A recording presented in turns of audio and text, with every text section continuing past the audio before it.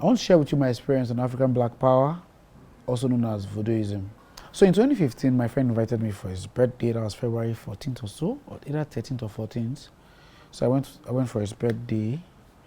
I got there late because I went to work, and from there, I went to his birthday. So I ate. I was full.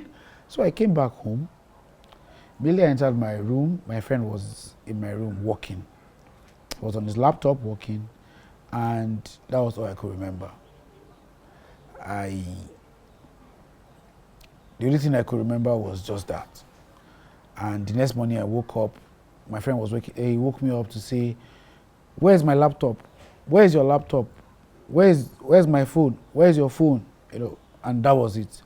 So, and that was it. We started we started running everywhere looking for anybody. We didn't know they've disappeared. And later, we now went to report the case to the police. When we reported the case to the police, we now discovered that there were other people there.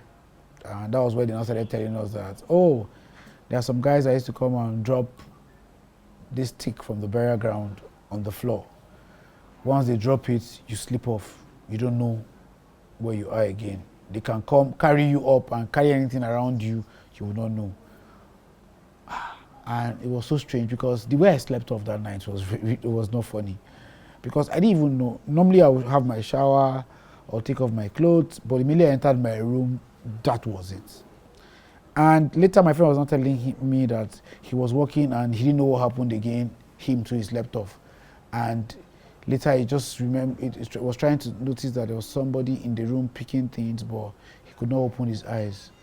And that was it. That was how we lost our systems. I had 2 phones and they took one out of it. And we lost, they even carried my AC remote. They thought it was a phone. And it was so funny, but it was funny because later I was there looking for my AC remote. I didn't find my AC remote, and I think they felt it was a phone because the room was dark and all that. And it was so funny. And later I discovered that there was a day they tried to enter my house, and I saw that same stick that they dropped on the floor years later.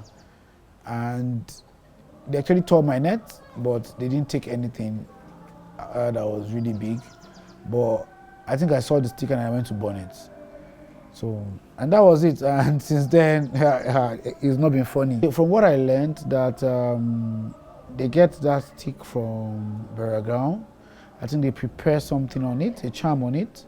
And once they drop it on your door, once you cross it, you will slip off and you can't wake up until they are done. So that is what I know about that stick. And anywhere they drop it, everybody slip off. Even though you are 10 in that room, everybody will go off. So it's like significant to like people are partially dead. Yes. I think partially you are just gone, you're just dead. And a lot of times, I've seen, even that same day they robbed me. By the time I got to the police station, I discovered that my own was just a joke. There was a woman that they cleared like almost everything in her house. That was my neighbor. She was living on the next street. They cleared almost everything in her house. And years later, my friend Taiwo gave me a story of his neighbor that they came to his house, dropped that stick, took him out of the room, cleared everything, and by the time they finished, they returned him back to the room. He didn't return him back to the room.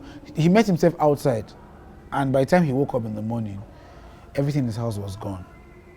So that stick is so powerful. It takes the grace of God. Thank you very much.